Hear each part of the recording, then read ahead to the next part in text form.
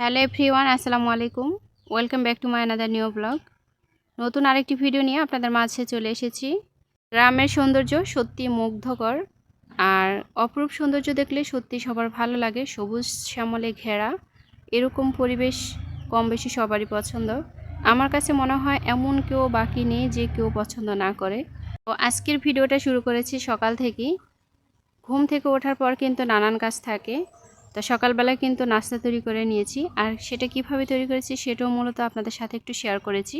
আমি সব সময়ই সকালবেলা খোলা জালি পিঠাটা তৈরি করে নিই। দেখা যায় 2টা ডিম, একটু চালের গুঁড়া, একটু আটা, এই 2টা মিশ্রণে খুব সুন্দর করে কিন্তু খোলা জালি পিঠাটা তৈরি হয়ে যায়। খেতেও কিন্তু ভীষণ ভালো লাগে। সেই সাথে কিন্তু একটু দুধ চাও তৈরি করে নিয়েছি। মাঝে মাঝে একটু চা, কফি, আর যখন বৃষ্টি হয় তখন কিন্তু রং চা খেতে ভীষণ ভালো লাগে। তো এভাবে করে কিন্তু মাঝে মাঝে তৈরি করা হয়। আর এটা হলো আমার বাড়ির পরিবেশ। আজকে কিন্তু প্রচুর রোদ, আর যেদিন রোদ ওঠে ওই দিন কিন্তু কাজকর্ম একদমই বেড়ে যায়।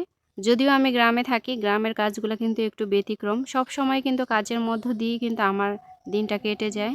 অনেকেই জানেন যারা আমার নিয়মিত ভিডিওগুলো দেখেন, আমার বাড়ি গ্রামে। তো সবসময় আমি চেষ্টা করি আমি আমার বাড়ি থেকে বা উঠোন থেকে বা মাঠ থেকে সবজি তুলে রান্না করা। আসলে অনেকে দেখি ভীষণ পছন্দ করে, তা আমার কাছেও ভালো লাগে। আমি আমার ঘরের কাজকর্মের পাশাপাশি কিন্তু আমি বাহিরের যে দৃশ্যগুলো, বাহিরের যে পরিবেশটা, সেটাই মূলত আপনাদের সাথে শেয়ার করি। দেখা যায় ঘরে কিন্তু নানান কাজ থাকে। সকালবেলা ঘুম থেকে উঠেই কিন্তু বিছানা গোছানো, তারপর কিচেন ঘর পরিষ্কার করা, সেই সাথে ফার্নিচার পরিষ্কার করা।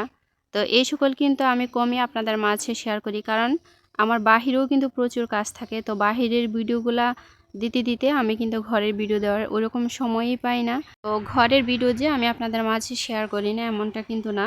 মাঝে মাঝে কিন্তু আমার ভিডিওতে আপনারা দেখতে পান যে আমি ফার্নিচার পরিষ্কার করি বা ঘর গুছিয়ে নিই বা ঘর মোছা। তো যাই হোক, অনেক কথাই বলেছি আপনাদের সাথে। দেখতে পাচ্ছেন এখানে কিন্তু আমার চা হয়ে গেছে।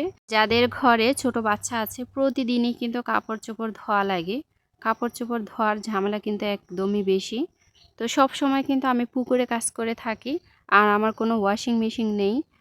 সব সময় হাতেই কাপড় কাচতে হয়, আর কাপড় কাচাটা সত্যি অনেক কষ্টের।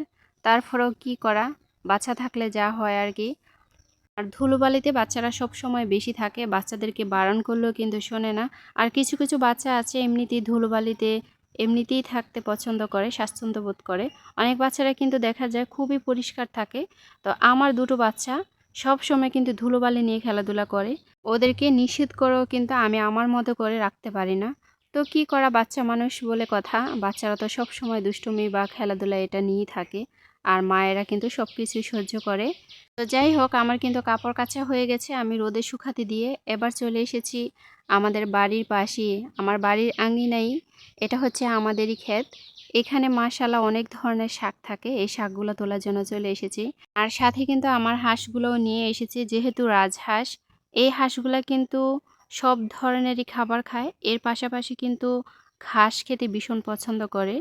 তো এখানে তো প্রচুর ঘাস, আর ন্যাচারাল খাবার খেয়ে যে হাঁসগুলো বড় হয় এদের শারীরিক গ্রোথ কিন্তু অনেকটাই ভালো থাকে। আপনারা ভিডিওতে দেখতে পাচ্ছেন যে অনেকগুলো গরু এখানে। আসলে এই মাঠে প্রচুর গরু চড়ায়। গ্রামের মানুষ কিন্তু গরু, ছাগল, হাঁস, মুরগি এসব পালন করতে খুবই স্বাচ্ছন্দ্য বোধ করে। তো দেখতেই পাচ্ছেন অসংখ্য গরু আছে এখানে। এর পাশাপাশি কিন্তু আমরাও চলে এসেছি শাক তোলার জন্য। আসলে কিছু কিছু সময় না, এরকম খোলামেলা মাঠ প্রাঙ্গণ থেকে যদি শাক তুলে রান্না করা হয় সেটা খেতে কিন্তু ভীষণ মজার হয়। অনেকে হয়তো বলতে পারেন যে গ্রামের মেয়ে বলে আমি কিন্তু সব সময় শাক পাতা এটা সেটা খেয়ে বেঁচে থাকি বা আপনাদের সাথে শেয়ার করি। আসলে কথাটা কিন্তু খুবই সত্য, কারণ গ্রামে কিন্তু শাক পাতা পাওয়া যায় খুব বেশি। শহরে কিন্তু এই শাক বিক্রি করা হয়, আর আমাদের এখানে কিন্তু ন্যাচারালভাবে এভাবেই হয়ে থাকে। দেখা যায় যখন আমার মাঝে মাঝে ইচ্ছে করে তখন কিন্তু তুলে নিয়ে রান্না করি, হয় ভাজি করি। আবার ঘরে যখন কোনো কিছু না থাকে তখন কিন্তু কোনো না কোনোভাবে একটা উপায় আমি বের করে নিতে পারি। আসলে গ্রামে থাকার সুবিধা মূলত এটাই। যাদের টাকা পয়সা থাকে তারা কিন্তু সব সময় শহরেই চলে যায়, আর শহরে থাকার চেষ্টা করে। তারা ভালো পরিবেশ খোঁজার চেষ্টা করে। দেখা যায় বাচ্চাদের লেখাপড়া, নিজেরা কিভাবে ভালো থাকবে, ভালো পরিবেশ পাবে, সেটাই কিন্তু। গ্রামে কারা বসবাস করে, আমি মনে করি গ্রামে মূলত যাদের সামর্থ্য কম তারাই কিন্তু গ্রামে বসবাস করে। তবে অনেক সামর্থ্যবান লোক আছে তারাও কিন্তু গ্রামে বসবাস করে। আসলে মূল কথা হলো যার যেখানে ভালো লাগে, যার যেরকম চলতে ইচ্ছে করে। আমার সব সময়ই গ্রাম ভালো লাগে। একটু ফাঁকা, ফাঁকা জায়গা হলে দেখতে যেরকম ভালো লাগে, চলতে ফিরতেও কিন্তু অনেকটাই ভালো লাগে। আর ছোটবেলা থেকে আমি কিন্তু এই পরিবেশেই বড় হয়েছি। তো এই পরিবেশটাই আমার ভালো লাগে। যদিও শহরের ৪ দেয়ালের মাঝখানে কখনো থাকিনি, জানি না কীরকমটা লাগে। তবে মাঝে, মাঝে যখন বেড়াতে যাওয়া হয় বা কোনো আত্মীয়র বাড়িতে যাওয়া হয়, তখন কিন্তু আমার নিঃশ্বাসটা বন্ধ হয়ে যায়। দেখতেই পাচ্ছেন আমি কিন্তু এখানে শাক তুলে নিচ্ছি। আর আমি মনে করি যারা মধ্যবিত্ত, যাদের স্বামীদের ইনকাম খুবই কম থাকে, তারা গ্রামে বসবাস করলে অনেক দিক থেকেই তারা সুবিধা পায়। বিশেষ করে সবজির যে একটা চাহিদা, অধিকাংশ অংশেই কিন্তু সবজির চাহিদাটা বাড়ি থেকেই পূরণ করা যায় বা বাড়ির আশেপাশে যে মাঠ প্রাঙ্গণ থাকে, চাইলে সেখান থেকেও কিন্তু পূরণ করা সম্ভব হয়। আমি কেন গ্রামে থাকি? কারণ আমার স্বামীর ইনকাম কিন্তু মোটামুটি অত বেশিও না আবার কমও না। তবে যতটুকু হয় আমাদের কিন্তু হয়ে যায়। তারপরেও কিন্তু আমি আমার স্বামীর ইনকামের পাশাপাশি চেষ্টা করি নিজেও কিছু করার সংসারের জন্য। দেখা যায় এই যে আমি মাঠ থেকে সবজি তুলে রান্না করি, অন্ততপক্ষে সপ্তাহে ১ দিন হলেও যদি আমি এভাবে রান্না করি, আমার কিন্তু একদিনের সবজির যে টাকা, সে টাকাটা কিন্তু বেঁচে যায়। আমি চাইলে বাজার থেকে কিন্তু সবজি কিনে রান্না করতে পারি। তো সেটা না করে আমি সবসময় সপ্তাহে অন্ততপক্ষে ১ দিন হলেও কিন্তু এভাবে মাঠ প্রাঙ্গণ থেকে শাক তুলে বা সবজি তুলে বা বাড়ির উঠোন থেকে আমি কিন্তু সবজি সংগ্রহ করে একটা বেলা বা দুটো বেলা কাটিয়ে দেওয়ার ট্রাই করি। এভাবে রান্না করলে অন্ততপক্ষে প্রত্যেক মাসে দেখা যায় আমার কিছু টাকা হলেও হাতে আমার সঞ্চয় থাকে। এই টাকাটা দিয়ে আমার যে টুকিটাকি যে চাহিদা থাকে, সেই চাহিদাগুলোও কিন্তু আমি পূরণ করতে পারি। অনেক সময় স্বামীর কাছ থেকে সবকিছু যে চেয়ে নিব এমনটা কিন্তু না। প্রত্যেকটা গৃহিণী আমার কাছে মনে হয় একটু বুদ্ধি খাটিয়ে চলে। নিজের কোনো প্রয়োজনীয় জিনিস নিজে যদি সামলাতে পারি তাহলে কিন্তু স্বামীর কাছে আর চাওয়া লাগে না। আমি আমার ব্যক্তি জীবনে কিন্তু এভাবেই চলার চেষ্টা করি। প্রত্যেকটা গৃহিণী সংসার জীবনে কিভাবে চলে সেটা কিন্তু আমার জানা নেই।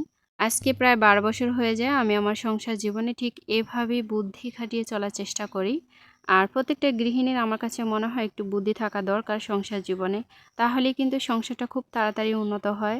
স্বামীর ইনকামের পাশাপাশি আমরা যদি কোনো না কোনোভাবে যে কোনো উপায় হোক, যার যেটা ভালো লাগে, যার যে সুযোগ থাকে সেই সুযোগটা কাজে লাগিয়ে যদি আমরা একটু হলেও চেষ্টা করি, তাহলে কিন্তু সংসার জীবনে আমরা অনেকটাই ভালো থাকি। আর আমার কাছে মনে হয় স্বামীর ইনকামের পাশাপাশি প্রত্যেকটা নারীকে কিছু না কিছু করা দরকার।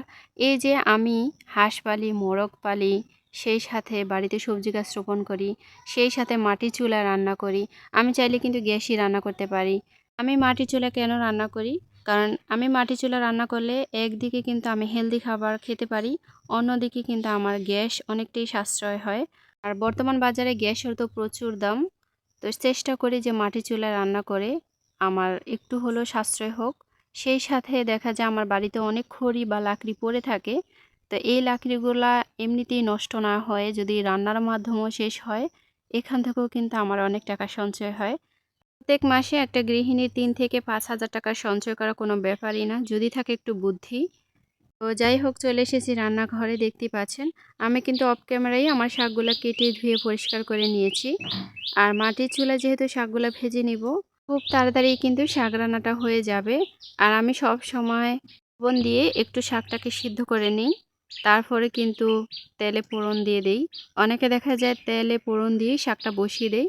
সেটা খেতেও ভালো লাগে। আর এভাবে কিন্তু ভেজে নিলে এটাও খেতেও ভালো লাগে। একেকটা স্বাদ কিন্তু একেক রকম। তো শাক কিন্তু কয়েকভাবেই ভাজা যায়, যার যেরকম ভালো লাগে। তো আমার কাছে মনে হয় এভাবে ভেজে নিলে শাকটা একটু ঝরঝরে থাকে।